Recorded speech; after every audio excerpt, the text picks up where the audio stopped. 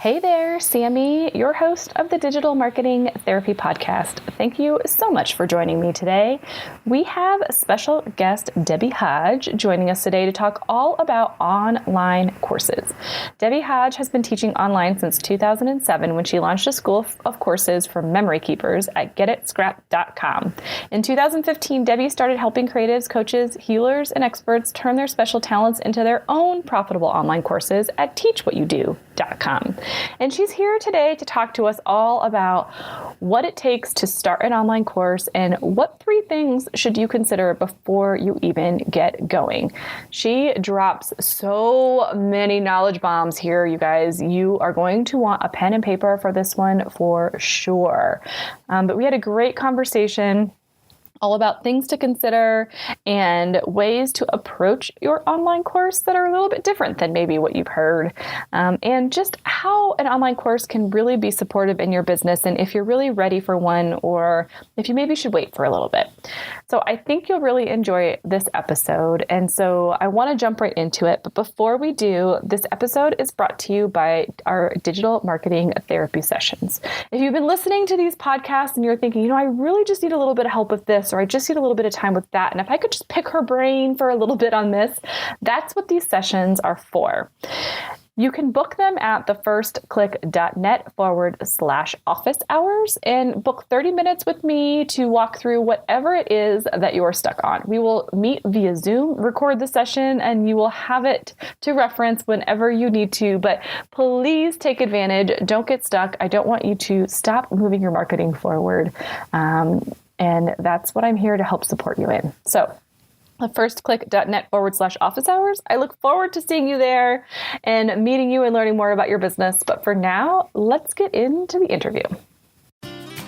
You're listening to the Digital Marketing Therapy Podcast. I'm your host, Sammy Bedell-Mulhern, and each week I bring you tips from myself and other experts, as well as hot seats with small business owners and entrepreneurs to demystify digital marketing and get you on your way to generating more leads and growing your business. Welcome, Debbie, to the Digital Marketing Therapy Podcast. Thank you, Sammy. I'm happy to be here. So I wanted just to start out, why don't you just share with people a little bit about who you are and what you do? So I'm Debbie Hodge, and I started teaching online 12 years ago. I was at that time I was writing for scrapbooking magazines. I had a scrapbooking book. And so I started teaching online, and I started teaching people about layout design and storytelling on scrapbook pages.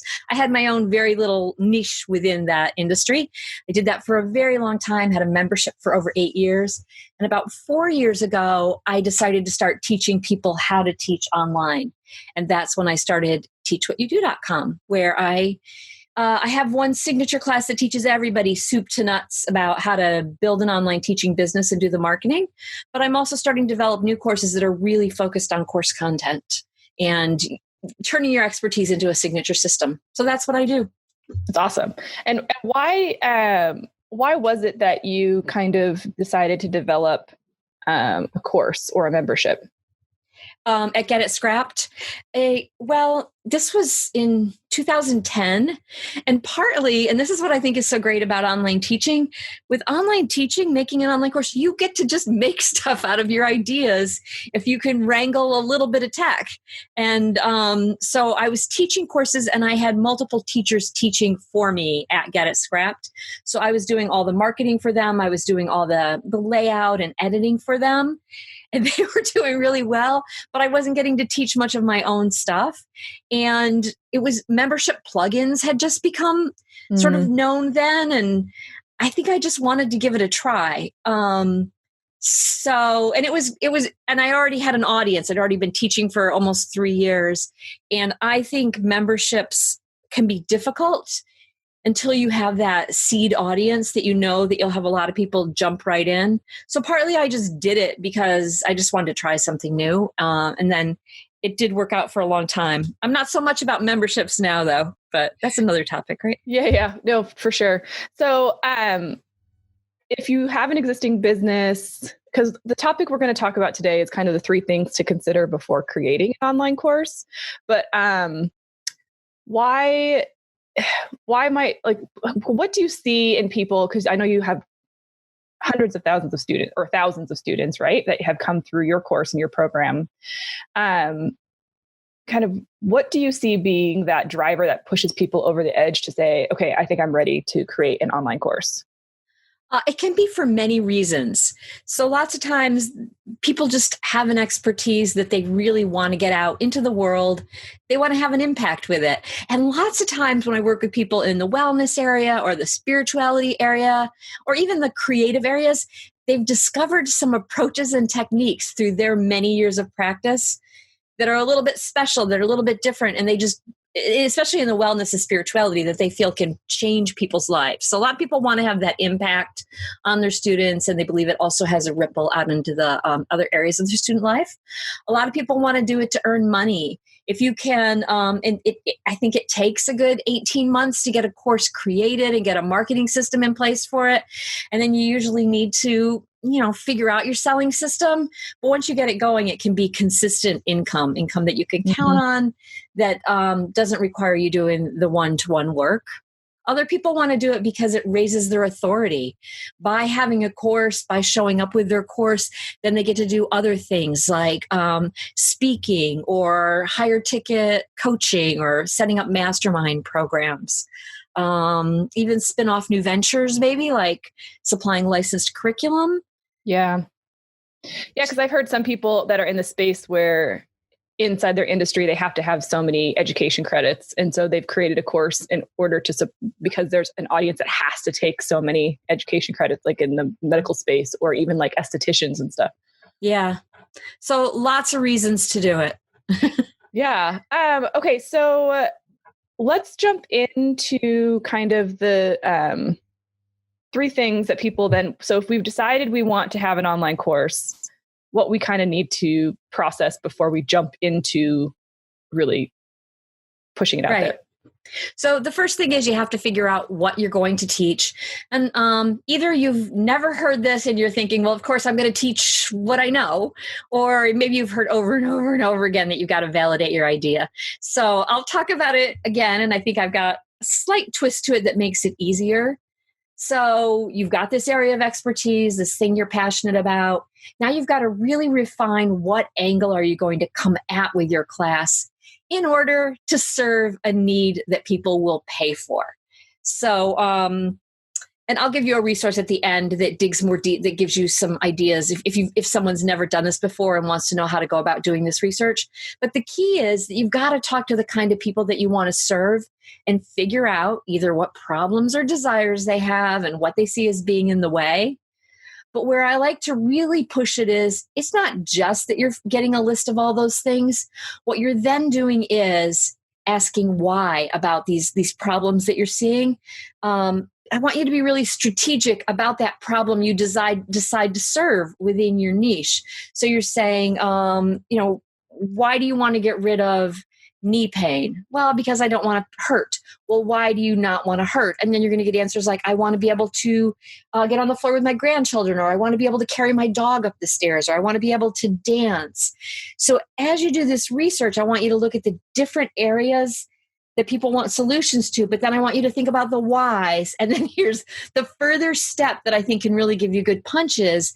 Figure out the value of those different whys that you're seeing, the different benefits that people are saying they want to have. And value usually comes down to one of six things: more money, more time, more improved status, improved relationships, personal growth, and improved health.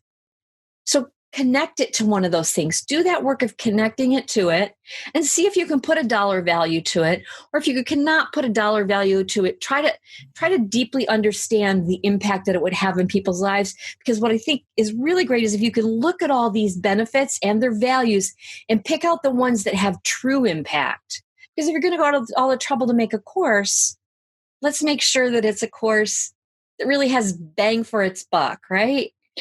Right. And all courses don't have to be huge, but if you're really going to invest in making this like your signature thing, I like what you said about starting with the customers that you want, because more than likely you're going to be engaging with them on an ongoing basis, and you want them, you want to have fun working with them and not just fill your course up with people that you don't connect with as well. Right. You want to get excited about that. You want people who fill you up and get it scrapped. While there's tons of people teaching scrapbooking classes. I never taught how to actually cut paper and do that kind of thing. We focused on storytelling and layout design, and really had a tribe of women who were very committed to telling personal stories through scrapbooking. Mm-hmm. And that fired me up, and that worked for me. So then once you have that value, the other part that goes with it is spend more time with yourself and your expertise than you think you might need to, because a lot of us take our expertise for granted. But if we dig in, then we can find out. It's basically, you're going to do an inventory. Like, okay, what tools do I know how to use? What skills do I have? And then even for that, say, well, what's special about the way I use these tools? What's special about these skills? Do I use different techniques, or do I use something that saves time? Or do I use something that gets different results because I use an unexpected tool? Spend time asking yourself about what you could DIY that others wouldn't DIY.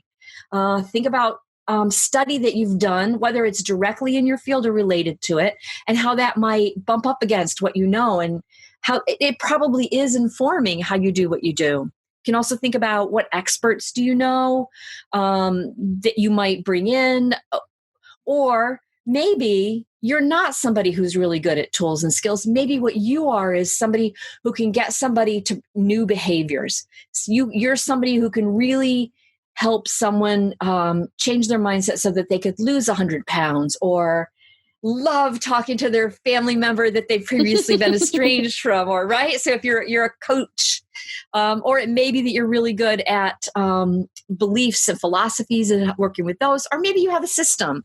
So there's a lot of work that you can do. And I think a lot of that has to do with just journaling and writing to discover what's special about your expertise that you didn't even realize. Yeah.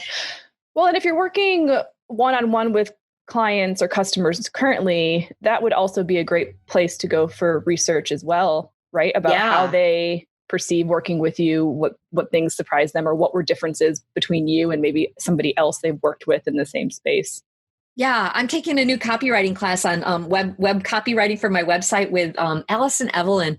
And right at the very beginning, I had to send.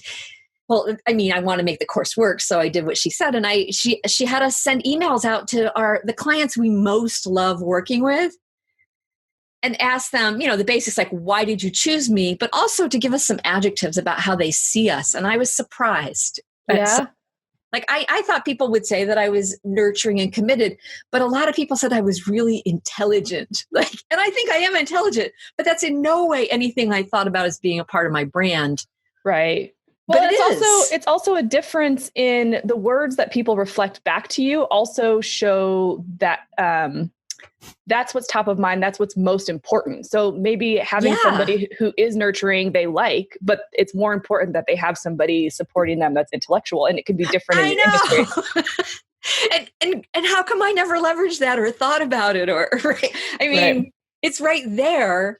And of course I am delivering to it, but yes, you're right. It's good to talk to your favorite clients and see what they're seeing in you. Talk to the people that you work with, maybe the peers that are also painting alongside you or coaching alongside you, or doing some tech, programming alongside you, and see what they see as your expertise. Because when you can define your own method, I think we all have our own method. But when we can take the time to analyze it, deconstruct it, give different pieces of it names and processes, then we actually have a method inside of ourselves. Absolutely. And that's really appealing to people when you're offering a course. So number one is figure out what you're going to teach in a really strategic way. So I have one other question about this before we move on to step 2. Yeah. As you're doing this research, is this also a good opportunity to kind of niche down and kind of get a little bit more specific about what you're teaching? Like you said, with scrapbooking, you were very specific about what you did, but using this research to really refine your topic. Yes. And we're all scared of that, right? We don't want to leave money on the table, or at the beginning we think, well, I'm just going to need to appeal to as many people as possible because I want to, because who am I going to appeal to? But when you can do that, then you're speaking to people. Your method, right, has more impact when you're working with a very specific group because it can serve them. Yes. Okay, great. Niche down. So we've done the research. We've got our topic-ish. Yeah. What's the next step? So I think the next step is, before you actually make lessons, make some pretend lessons, because I want you to figure out how you're going to show up in a lesson. And so students nowadays, everybody expects video. I mean, do you expect it, Sammy, when you're taking a course? Yeah, I get disappointed when there's no video. So everybody expects video, but depending on what you're teaching, there's many different ways to show up on video. You could, maybe you're doing a demo right on screen, you're painting or you're repairing a bike or you're doing something hands-on. So that means, you've got the camera on you, or maybe you're direct to camera. You're sitting in front of a camera in a lovely space and you're talking about mindset, or you're talking about, trying to think, coaching kind of topics where you don't necessarily need illustrations, either hands-on illustrations or slides. Because one more way to make video is to have slides, narrate over them. Right.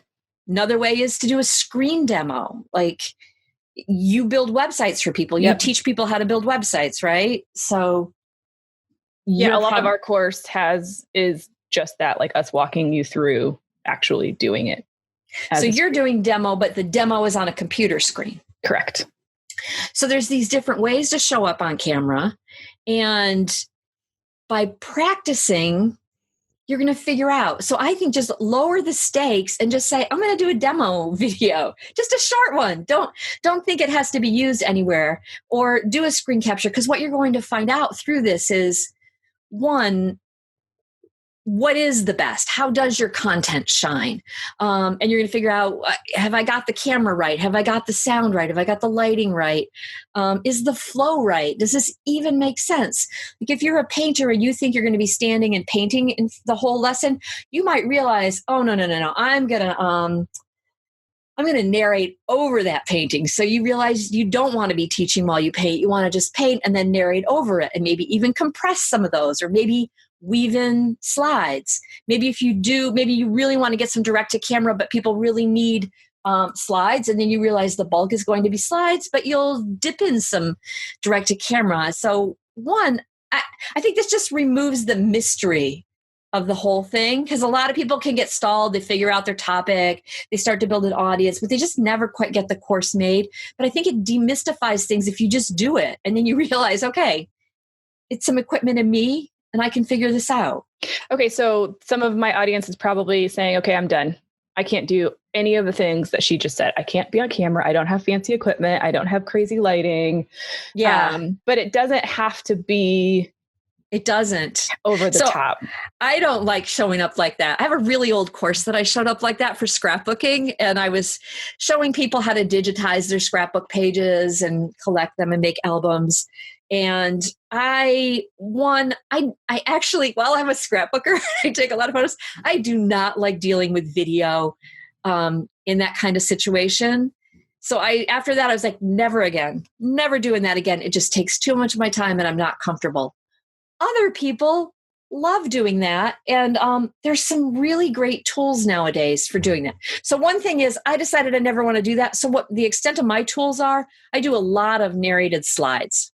Mm-hmm. And that's just, I need PowerPoint and Camtasia and a microphone. Yep. So that, and it's the simplest to do, I really think. And there's even simpler ways you can jerry rig that. Another way that I show up, which I never really was crazy about either, but now I have a great webcam and I have my office set up and I have one ring light, and I can show up and I can make a video of me talking direct to camera for a short amount of time. I don't use a teleprompter. I use detailed outline. I don't make hour-long classes like this. I make 5 to 10 minute. And these are my free content. So there's that.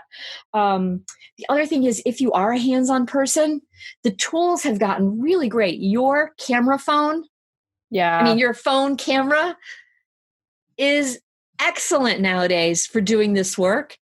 And there's all kinds of mounts for setting it up. There's a company called Archon, I think, or Archon, that has this great, like, big bendable arm. It could bend in a curve, and your phone is in it and you can move it around. And you don't know till you try. And when you try it, then you go, oh, I own this. I can make things out of my ideas and my work. Absolutely. And I would definitely, I'm not an expert in courses by any means, but I would recommend at least having a short welcome video that's direct to camera, even if you do nothing, just so people can connect with you as a person. And if somebody doesn't want to do video because they are mostly just talking things out, would you say if they really are adverse to at least do audio files? Do you mean if you're going to do no video at all? Yeah. Yes. So it gets really easy. Here's the thing that people don't realize also. The hard work in making a lesson is actually the script, the content, what you're going to teach, creating a well-crafted lesson. That's the hard part. And so for me, Get It Scrapped, for years, a lot of our classes are done in illustrated ebook format. Wow. So they're gorgeous. Then what we would do is, it's really easy once you've got your ebook, it's really easy to then read that thing you've written over a few slides. You just get the right images and put them in a slide and read it over. Yeah. Does that make sense? Like, absolutely. And I like what you're saying about practicing it now and just getting that out of your way. So that's not the thing that stops you as you get moving. Yeah. Because you're right. And we'll link up a ton of resources in the show notes. We use Zoom and we use Loom to record. We use Canva to create slides, and all of those are free resources. Yeah. And what I use for my, on my Teach What You Do Facebook page, I try to put up a video every week. So I'm not somebody who likes going live. And that's partly because I don't like committing to being anywhere at any time. That's why I do this work. That's just fair. That's my nature. So I record the videos ahead of time, and I use the camera app. I have a PC, not a Mac. I have a PC, and there's an app called Camera, and it's free, and it records with my webcam. Mm-hmm. So yeah, if we want to do remarkable things, it's going to take a little bit of work. And I just feel like I love seeing how my students, once they learn something like how to do a lead magnet or how to show up on video, they feel so powerful. I think I see that a lot too with the work that I do. It's that aha moment of I did a Facebook Live and I didn't die. It was okay. Yeah. Maybe nobody showed up, but I did it, and now I'm ready to do the next one. So I like I said before, I love that you're pushing this out right away, like from the beginning. Get rid of this fear. So my students who take the full pay option get a 1 hour coaching session with me. So I was meeting with a woman last week who had never shown up on camera, never done video, but she has, I don't know, I want to say at least 5,000 people in a group about slow stitching. Oh, wow. And I met with her, and she was on camera because we were in a Zoom meeting. She's very articulate. She's just so I said, and she, well, what I said, if you want to start, you need to go show up in your group. Mm-hmm. And I joined her group, and that night I turned on my computer. There she is, live in her group. They loved amazing. it. And she looked totally comfortable, totally fine. Well, and it's also getting rid of that imposter syndrome and knowing that maybe you're learning through your course. And so we see Debbie show up amazingly, and she's got all this stuff and she looks great, blah, blah, blah. But it's taken you years to get to where you are. And so I think giving yourself some grace to say you don't have to show up perfectly. Yeah. I was just looking through my videos on my Teach What You Do page, and I was like, finally, last week, I think I nailed it. The setup. Like, I think I finally have my chair at the right height and my room arranged right and the lighting just right. You can look through 4 years worth of videos. You can see me in all different situations. The lighting's not always great. My hair is not always great. But I try to deliver solid content. Yeah. So that's what's important. And it accumulates. I believe a lot of people buy from me now because they see that there's a history of me showing up. Yeah. Right. And you're probably not going to go anywhere. Right. Yeah. Okay. So then, I guess the other point to this practice is also to kind of refine maybe some of the steps and start to put things in order, maybe? Yeah. Or not. Right. So yeah, then you'll want to outline your course and you'll want to figure out how you want to teach it. So this is sort of a pre-step. But once you've got your topic, once you know how you're going to show up, and showing up is really thinking about, so again, at the very beginning, I said, think about the benefits you're going to deliver. People do buy the benefits. So what I had you do by figuring out how you're going to show up, that's a bit of a feature, but it's a feature you've got to get past. So yeah, now you're going to go back and you're going to outline your course and you're going to break it down and figure out how many lessons you're going to make and get yourself a schedule and start making them. Yeah. Awesome. Okay. So then is that step 3 or is there another step 3? That was step 2. Okay. So number 1 is figure out what you're going to teach. Number 2 is figure out how you're going to show up in lessons. And now number 3 is start figuring out how you're going to start building an audience.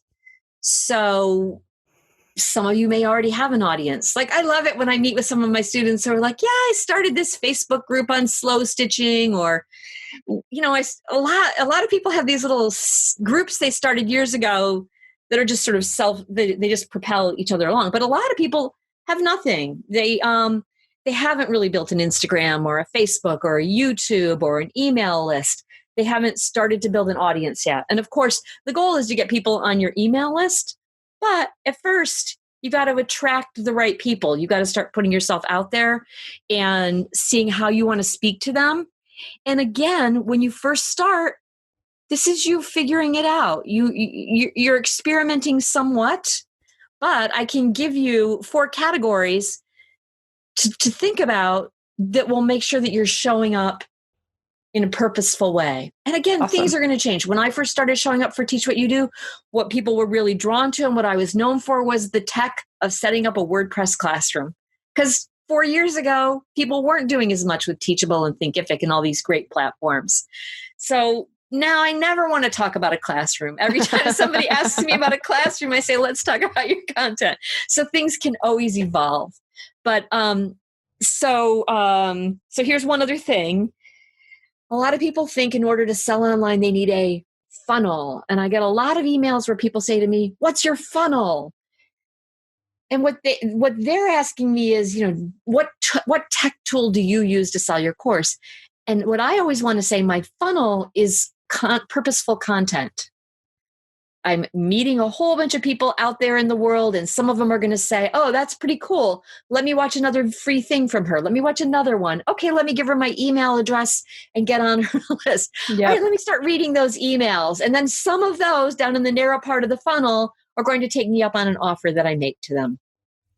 So I love for my students to immediately start thinking about how they want to put themselves out into the world on some social media platform. It could be Instagram. It could be a podcast. It could be Facebook. It could be a YouTube channel. It could be LinkedIn. LinkedIn, a lot of people are having a lot of great results by showing up with these small bits of awareness content on LinkedIn. Well, and if you've done the work in step 1, then that you should know where to start to go out there, because you know who you're targeting and where they live.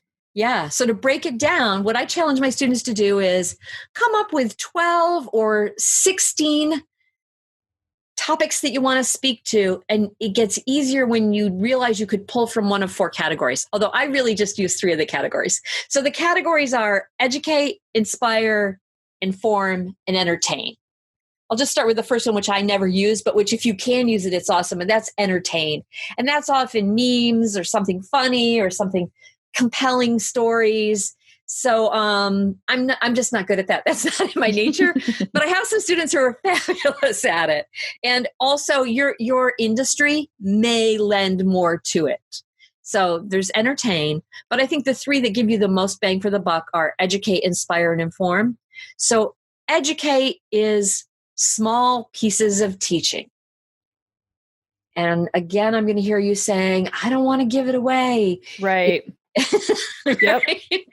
I don't want to give it away. Well, you can teach without giving it all away. And one way is by starting to just make people even aware of the kinds of things that they might learn. So you could give them the overview of the work they'd want to do, or maybe you just do small things like with slow stitching. You're not giving everything away if you just get on and talk about threads and just talk about the different kinds of threads there are. People will be fine with seeing that in your free content and then perhaps in your paid course. Or your paid course may not even get into that because you might realize you want to teach more advanced students. Well, I like to flip that one around on people when they say that to me, and especially if you're just starting and just building an audience, is that if you can pull little, like it's a sequence of your course that pulls it all together. And if you can pull different elements out of different things that you think you want to talk about while you're building, it's great market research. Yeah. Like, what do I need to maybe dive deeper in, or where do I get a response, do you mean? And yeah, like where do people get more excited and where are people kind of falling flat, so that you can kind of understand maybe more about A, how to promote your course as you go, but B, what content is going to really give them the biggest wins. Yeah.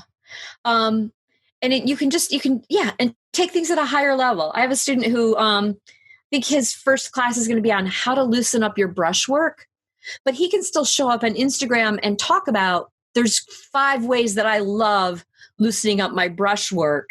And it's really important to use these and look at the results that I get when I loosen up my brushwork. Loosening up your brushwork yields these benefits. And then he saves the actual lesson for the course. Mm-hmm. So you can educate by showing benefits and opening people's minds up to that these even exist. So educate recipes, tutorials, formulas. If you look at my Instagram, I do a lot. I take a lot of excerpts from my paid training and put them in my Instagram posts. Yeah. Of course, they're much shorter than the course, but they're not collected. They're not in context. So then inspire is where you're sharing things that get an emotional reaction from people, that makes them look more closely at your topic. Personal stories, examples, opinions. So if you're teaching get rid of knee pain, then you might show pictures of people dancing and just talk about how when they got on the other side of knee pain, they never realized they never believed they could take this course. Or I have a lot of students who teach artistic topics, but they also believe that it's very connected to emotional health. So they can show things about why they made an artistic piece and how it made them feel and reactions that they got. And also just success stories. I have somebody who's teaching nutrition for youth hockey players. So she can show success stories of somebody who did really well at a hockey game because they ate right. Yeah. So that's the inspiring piece. And then the third is inform and promote. And this is where you actually say, I'm this person who teaches on this topic, and here's a look at my tools. Like I teach people how to play guitar, and I've got these guitars, and I usually use this one when I teach this particular lesson. So in other words, you're just raising their awareness of you as a teacher, as the fact that courses exist, that courses could serve them, that your course could serve them. So weave that in. Let people know, hey, I'm gonna be opening up a course in 6 months. But it also could be as simple as saying, I'm somebody who teaches, and that might be, I taught a class live today, and I covered, these are the techniques that I covered. Now, would this also be a good place to kind of include the behind the scenes? I mean, is this where you're building that trust factor? This is who I am. This is why you should connect with me on a personal level so that you do want to buy my whatever in the future? Yes. I'm trying to think, who's the name of the guy who wrote Steal Like an Artist? I'm looking it up right now. Steal Like an Artist. Austin Kleon. So Austin Kleon has these great short books. One is Steal Like an Artist. And I'm trying to think I can't think what his other books are right now, but in one of them, he talks about being a scrapbooker of your own work, document your own work. So all the time while you're doing your own work, keep a record of it. Like for me, I teach people how to market their courses. So I keep track of when I have a launch, I keep track of everything that I did. What Facebook ads did I use? What emails did I use? When did I put them out there? because that's me being a scrapbooker or a documenter of the things I do. And then, yes, those are great to put into your behind the scenes kind of stuff. Awesome. So how long do you think people should, if you don't have an audience, or even if you do have an audience, but you're just starting to promote, like if you say it's going to be about 18 months, roughly, if you really want to do a meaty signature course. Yeah. How soon should they be starting to build these audiences? Should they start right away at the same time? Right away. Yep. Right That's away. what I thought you were going to say. Yes, right away. And one of my favorite success stories, Katrina Wolf, she teaches, she's a gardener, but she also teaches, it's about soil. It's called biolage. Of course I don't understand it, but when she showed up about a year and a half ago, she had absolutely no online presence. And she just started showing up on Facebook Lives. She would set her camera up while she was out mixing soil or putting worms into soil or potting little plants. And it would be a short video, but she just showed up and talked about things. I'm amazed at how quickly she built a following and how quickly she was getting courses out within 3 or 4 months. Short courses, but she was doing it. Mm-hmm. So yes, immediately start doing it. You don't have to show up on every single platform. Yes. You can repurpose your content really well. In that vein, I have a client who does movement therapy, basically. One of her big things that she wants to do this year is just inspire people to just get up and move spontaneously. Like, you don't have to plan your workout, but like, you just need to move your body.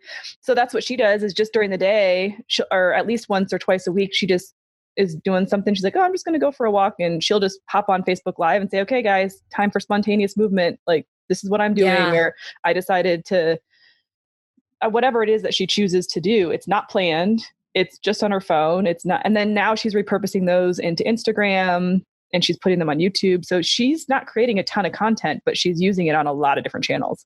Yep. It's exactly what you need to do, because social media is like a river. People are not going to see your post on all those different platforms. You'll be lucky if they catch it on one. We have the power now, if we're willing to show up, to build an audience. So look at me. I've taught in 2 areas where I am not the top star. I taught in the scrapbooking industry. If you're in the scrapbooking industry, you would know there's like scrapbooking celebrities and gurus and, top people, right? I was never one of those, but I just showed up with what was interesting to me and kept putting it out there. What I wanted to do, the e-course blueprint, I actually do want to say I was a little bit ahead of a lot of people, but I was totally unknown, and they were known because a lot of people were already teaching online marketing, and they decided to add a course to their content. Yeah. But I was basically nobody in the marketing industry. But what I started doing was in late 2015, I just started doing free webinars. I was doing one almost every week on just all kinds of things. I'm not saying they would hold up now and I would love them, but I was just doing these free webinars, and I was actually using paid traffic to get people to those free webinars because, right, I was shy, I was scared, I'm not crazy about showing up online, but I learned that really the best way for me is to just show up on videos on my Facebook page and repurpose that. But the point I want to make is you don't have to be the top person in an industry. There's a lot of people much more well-known than I am teaching online courses, but people buy from me because I'm a woman of a certain age who does creative things, but also knows the tech. And I make them feel comfortable. And they also know that my courses aren't so huge. They will get my eyes on things if they want it. So there's room for all of us. Yeah. I think that's a really good point. And it's also just important to judge your success by what it is that you want, not by what you see other people having. Like that. Because, we do a lot of that work on starting with what are your business goals? Because if you don't know what you're trying to achieve, A, you're never going to have any wins to celebrate. And B, you're going to go after something that doesn't even align. Right. Just because you see what other people are doing. Right. I love that. Because all the mentorships or anything I'm in now are all about, well, you need to expand your team and you need to have a bigger team if you want to scale and if you want to have the true impact. But for me, again, I told you, I don't want to have to show up anywhere. Right. I always show up for my coaching calls, always. But that's the only thing I'm going to commit to, right? Yep. And if I say I'm going to do a podcast with you, but I don't want to have a huge team. I'm 58 years old. I love teaching. I love creating teaching content. I love working with a certain number of students. I like being able to be hands-on with my students. And I can make that a profitable model. Yeah. Well, you are making it a profitable model. So you're right. We can, right? I mean, isn't that exciting that we don't have to do it the way everybody else does it? Yeah. Yeah. So, okay. So run people really quickly through the 3 again. So knowing your audience. So start out by figuring out what to teach. So you're going to figure out what do people want, but what are the benefits of them getting it? And even what's the value of that? So you can pick those really impactful solutions to serve, and you're going to look at your own expertise, and you're going to spend time journaling and thinking about how you could serve it in a way that how you can build your own method to serve that. So you're figuring out what to teach, but you're spending a lot of time here. Abraham Lincoln said something like, if I'm going to cut down a tree, I'm going to spend the first 4 hours sharpening the axe. This is sharpening the axe. So do that. Then get yourself to just figure out how you're going to show up in lessons. And I like you to do this because it just relieves a lot of stress and it makes it all feel a lot more doable. You start to picture yourself making the videos. As you're doing the work, you're like, okay, yeah, it's going to make you understand that it's really doable, and it's going to just get a lot of questions out of the way. Because a lot of times these things hang people up, right? Well, I haven't started yet because I don't know which camera I'm going to use. Well, figure out which camera you're going to use. You can figure it out. Use the camera in your computer and just do it. Yes. And then the third thing is figure out how to start building awareness and start building the awareness. It's okay if it's just use your private Instagram account or, get on your LinkedIn and just start sharing bits. Start doing it because this gives you the chance. I think you said this, Sammy. You start to see how people react and you start to figure out which things people are interested in. And it's another form of market research. Yep. Okay, so those are the 3 things before you even actually create the online course. And I think I really wanted to talk about this topic because I think a lot of people tend to just, and I did this myself, jump in, dive in, just be like, I'm going to do it. And you can do it and be successful that way. But by putting in this foundational work at the beginning, I think it saves a lot of headache and time in the long run. Ooh, did you notice I didn't even talk about getting a classroom platform? Right. And because that's the other question I get a lot. Which classroom platform should I use? Well, let's figure out what you're going to teach first. Right. Exactly. And what you want that experience to be like for your students. Yeah. And what your budget is and what your tech level is. The tool's the easy part nowadays. I know. Well, yeah, it is. That's true. The overwhelming part is trying to do the research to figure out which tool you want to use. Yeah. Yeah. Well, is there anything else that you want to share on courses? Otherwise, you've given us a lot. No, I think that's it. So if people want to find out more about you, and I know you mentioned you've got some resources for folks, how can they grab those? I've got a class that goes more deeply into all 3 of these things. It's at teachwhatyoudo.com/strategy. And it digs more deeply into the funnel and more deeply into the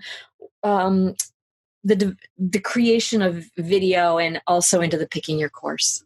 Awesome. Well, we'll link all of that up in the show notes. Debbie, thank you so much for joining me. This was awesome. Thank you, Sammy. Thank you again to Debbie for joining me in this episode. I mean, guys, how great is she? She's amazing. And I am so thankful to be able to call her a friend in this business as well.